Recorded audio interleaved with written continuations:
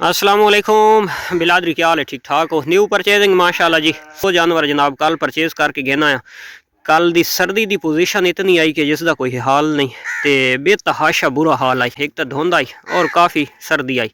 इस वजह तो जनाब ये जेडे दो जानवर अस परचेज करके गेना है, इन्हों का मैं रेट भी अपने दोस्तों नाल क्लियर कर देना जितनी सानू परचेज उतों पई है। और यही दी गल करा तो तकरीबन ये जोड़ा बच्चा है वड्डा जोड़ा खलोता है तो तकरीबन 9 महीना का है, तो परला जोड़ा खलोता है तो तकरीबन 6 महीना का है।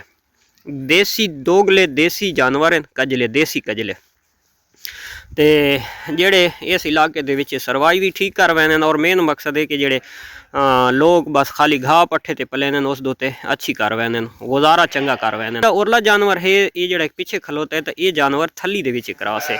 ठीक हो गया। ये जेड़ा परे वैन पे मुझे तो बाय पर उरा भजा ये जी थली ब्लड लाइन है साडे इलाके दी नूरपुर थल दी, तो उस क्रॉस है। ये जोड़ा तो ये प्योर देसी जानवर है। इस ओरले जानवर दी माशाल्लाह लेंथ भी अच्छी है, ज़बरदस्त लेंथ है, तो हाइट भी ठीक है। इन्होंने टोर पुत्र 2026 की कुर्बानी वास्ते जेड़े बाहर जानवर हैं, तो वो जानवरों की टोटल तादाद थी गई है 12 दे विच 8 जानवर एक घर दे विच हैं और 4 जानवर एक घर दे विच। इस तो पहले 2 जानवर परचेज करके आंदे हैं, वो एक घर नूं दित्ते हैं, तो 2 ये वैसन, तो इस घर दे कोल थी वैसन 4 जानवर। तो जेड़ा पहले तुसां दिठे हुसन भाई मुश्ताकपुर नूं जेल्ले दित्ते हैं, तो उत्थे हैं 8 जानवर। 12 जानवर हैं 2026 वाली कुर्बानी वास्ते। पता नहीं देखण के बनदा है। जेड़ी इन्हां दी डिटेल आई तो वो भी मैं इंशाअल्लाह अपने दोस्तों के नाल शेयर करे सा कुर्बानी दे मौसम तक अगर जींदे हाँ तो। गल करन दा मकसद है कि ये जेडे 4 जानवर हैं इन्हां दी अज दी डिवर्मिंग भी असां करनी है। पिछले खास कर रेवड़ां वाले जानवर होंदे ते डिवर्मिंग वगैरह बहु घट लोग करें।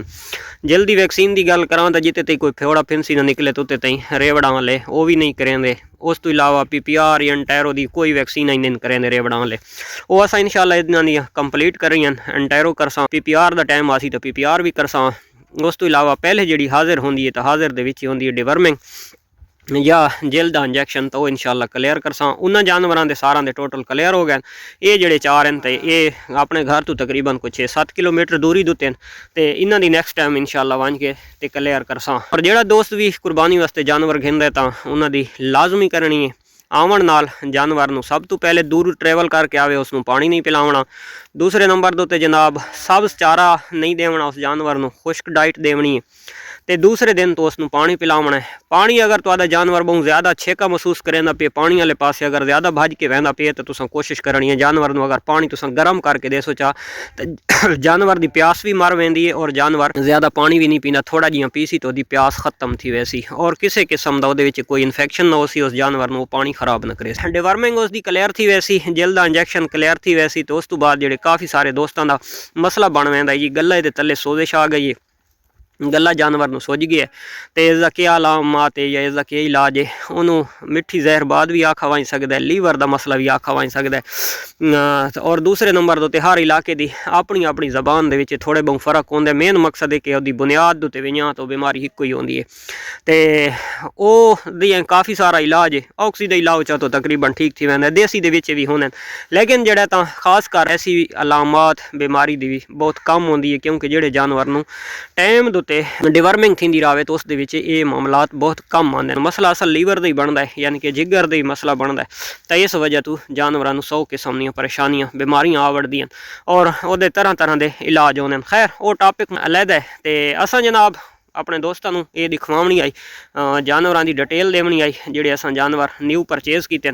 और जोड़े कल भी एक दोस्त मैंने मैसेज की वधाई 15-20 जानवर गिनने तो 20 तो 25 हज़ार की रेंज गिनने, तो तुहाडियां मंडियां तो मिल जाएंगे।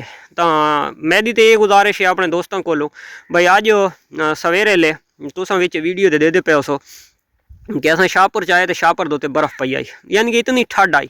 हुण इत्थे तुसां आसो इत्थों आके जानवर या किसी मंडी दे वन के तुसां अगर जानवर घिंदे हो तो तुसां जनाब रेंज रखेंदे हो 20 तो 25 हज़ार रुपया।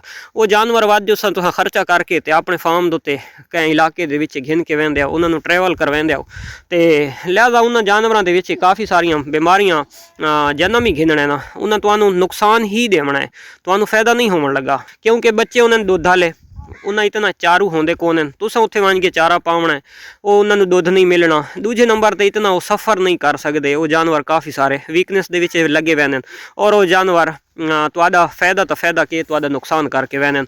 सारे दोस्तां दरिया खान एक फार्म बनाई, उसकी मैं वीडियो भी बनाई आई, उस डेरा गाजी खान तो सारे दोस्त छोटे छोटे नाल मुंदरे भी घिन के आया। हल्के फार्म बनावन तो पहले इतने मेरे को फार्म तो विजिट किया एक दफ़ा नहीं कोई 2 तो 3 दफ़ा, तो उन्होंने मैं मना किया बई सेम एज ते सेम रेंज यानी कि मिलदी कीमत ते हिके एज दे तुसां जानवर परचेज करने और 4 महीना तो कम तुसां जानवर परचेज नहीं करना। इलाके वाले दी खैर है, बाहरों जड़ा जानवर आना है तो ज़्यादा एज दे जानवर आना है जेड़ा यानी कि धिक्के थोड़े बर्दाश्त कर गए ने। खैर उन्हें जनाब आखा जी सानू खूबसूरत लगे, असा जानवर गिन वोसे तो वो पिछले दिहाड़ों के मेरा चक्कर लगे या भाई और इतने आके बात विजिट किए तो उन्हें वही अलामत दसी है कि जी मैं उन्होंने दसी आई। तो उन्हें आखे जे सब तो पहले जी परेशानी सानू बनती पई है तो छोटे बच्चा मुंदरा तो ही बनती पई है, और जेडे 2-2 3-3 महीने के बच्चे असा डेरा गाजी खान परचेज करके आने तो उन्होंने जानवर तो बनती पई। ये नहीं जो डेरा गाजी खान वाला उन्होंने कोई हवा भर छोड़ी आई बीमारी की, ऐसी गल नहीं है। तो ना ही मेरा को मकसद ऐसी गल करने का, मकसद ये है कि उन्होंने जानवर जनाब दुध वाले जानवर इतने 5 घंटा 6 घंटा का सफ़र करके आए तो वो इतना यानी कि सेका बर्दाश्त नहीं कर सकते। तो इतने आके जनाब उन्होंने PPR की शिकायत हो गई है। हल्के PPR जी है तो भेड़ के बहुत कम जरासीम पाए हुए हैं PPR की अलामत दे। एंटेरो दे सेम हैं भेड़ बकरी दे विच, लेकिन जी PPR है PPR दे जरासीम बहुत कम होंगे क्योंकि बहुत हार्ड जानवर है। उसके बावजूद ही छोटा वीक जानवर आ निक्के जानवर उन्होंने गिन के आए तो उन्होंने ऐसी अलामत काफ़ी सारिया थी गई। उन्होंने कोई 2-4 जानवर ज़ाया भी थी गए जेडे 20 तो 25 या 30 हज़ार रुपए वाले चक्कर के जानवर गिनने वाले होंगे। उन्होंने फार्मर वास्ते गल आई तो खैर अल्लाह की तरह कवर थी गई है, लेकिन काफ़ी सारी उन्होंने स्ट्रगल करनी पई, काफ़ी सारी भाई दौड़, काफ़ी सारा जनाब नुकसान थिया। मैं मजीद पैसे का नुकसान थिया। ये जनाब एक इंजैक्शन आए वो लाए वो फर्क नहीं पिया, भी आ गए उसका अपना फार्मूला उसका अपना मशवरा, तो इं करे ना काफ़ी सारा बंदा नुकसान कर बैठा है। तो उस तो बेहतर है पहले तुस 20 गिनने की जा 15 गिनो चा, 15 की जा 10 गिनो चा, जानवर वधे गिनो। पहले साल अगर तुहानू प्रॉफिट थोड़ी जी कम भी आवड़ सी तो खैर लाजमी गल है जो वड्डा जानवर है थोड़ा महंगा मिल सी। तो दूसरे साल के तुसां उस तजर्बत वाले को मौजूद हो सी, खुराक दा डाइट दा जानवर आणन दा उन्होंने पिलावन खिलावन दा सफाई दा हर चीज़ का तुहाडे अपने कोल नॉलेज हो सी, किसी को पुछना ना पोसी तो कोई किसी किस्म की तुहानू परेशानी नहीं आवन लगी। हुण जनाब आ वड़दे आं इन्हां दी कीमत वाले पासे। तो ये 2 जानवरां दी साडी यानी कि उत्थे मंडी दी जी परचेजिंग आई 92,500 रुपए की आई। 1000 रुपया असां दित्ते गद्दी वाले नूं, 93,500 रुपया, 300 रुपया एक जानवर की पर्ची है मंडी पर्ची, 600 रुपया वो 94,100 रुपए की साडी अपने पेट्रोल ते अपने जेब खर्चे तो इलावा जनाब 94,100 रुपए की सादी इन्होंने 2 जानवरों की परचेजिंग है। अगर साढ़े अपने नसीब साड़ी अपनी किस्मत कुर्बानी के उत्ते के बचे ने के खोंदा है तो के होंदा है, गल्लां सारियां जिंदगी दियां जिहड़ी कुर्बानी के उत्ते इन्हां दी डिटेल बनी तो इंशाअल्लाह मैं सारे जानवरों की अपने दोस्तों नाल इंशाअल्लाह शेयर करे। मिलते हैं इंशाअल्लाह नेक्स्ट वीडियो, तब तक दे सो इजाज़त, अल्लाह हाफिज़।